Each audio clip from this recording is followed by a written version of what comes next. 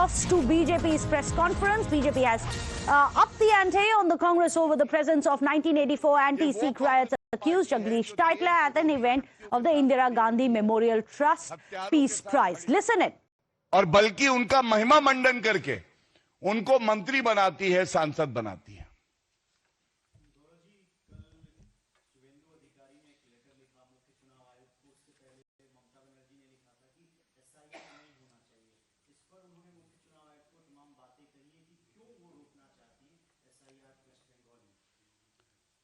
देखिए, बड़ी स्पष्टता से एक बात कह दूं, ये देश संविधान से चलता है।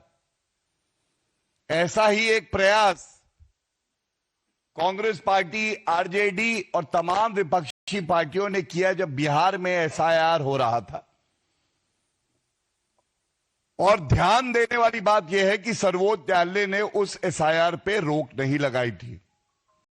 संविधान का अनुच्छेद 324 कांग्रेस पार्टी को, ममता बनर्जी को पढ़ना चाहिए। और ममता बनर्जी अराजकता का प्रतीक है, गुंडागर्दी का प्रतीक है। जंगल राज कैसा होता है? बिल्कुल ममता राज जैसा होता है। और ममता बनर्जी का असली दुख समझिए।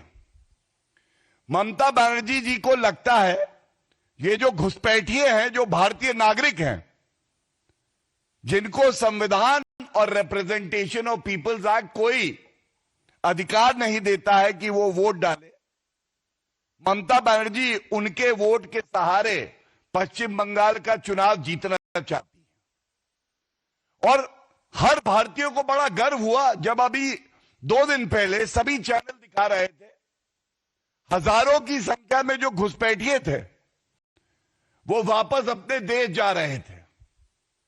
लेकिन एक आंख नम थी, एक आंख ऐसी भी थी जिसमें आंसू थे, एक दिल भर आया भारतीयों के लिए नहीं, घुसपैठियों के लिए।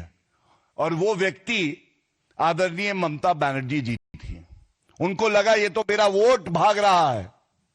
और मैं इतना ही कहूंगा, ये वो ममता बनर्जी है जो देश के कानून को पारित होने के बाद अगर लागू होना होता है, एनआरसी, सीए, तो वक्तव्य देती है अराजक ममता बनर्जी जी कि गृह युद्ध हो जाएगा भारत में अगर इसे लागू किया। तो ममता बनर्जी जी कान खोल के सुन लीजिए।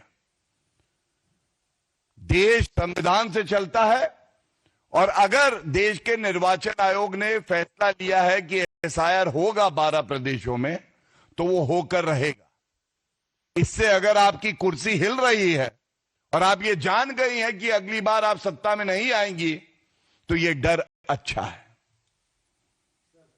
संघ प्रमुख मोहन भागवत ने कहा है कि मणिपुर में सरकार बननी चाहिए, अब समय हो गया है। आप बीजेपी का क्या कहना है? देखिए, सह सम्मान मैं इतना ही कह सकता हूं कि पूरी परिस्थिति पे केंद्र सरकार की नजर भी है, वहां शांति बहाल हुई है और हर वो निर्णय और कार्य किया जाएगा जो देश हित में होगा। सोनिया गांधी जी की उपस्थिति में, नोट करिएगा, 2 पहलू है इस प्रेस वार्ता के। पहला पहलू है भारत विरोधी, दूसरा पहलू है सिख विरोधी। सोनिया गांधी जी की उपस्थिति में मिशेल बैशेलेट ये पूर्व राष्ट्रपति चिली की रही हैं, इनको पुरस्कृत किया जाता है। और ये क्यों चिंताजनक है मैं आपको बताता हूं। ये पहली तस्वीर है, देखिए। कोई बहाना कांग्रेस पार्टी ना बना पाए इसलिए दिखा रहा हूं, एक एक करके आपके समक्ष 2-3 तस्वीरें रखूंगा। सोनिया गांधी जी और मिशेल बैशेलेट एक साथ खड़ी हैं। अब जानिए कि जैसे कांग्रेस का डीएनए भारत विरोधी है,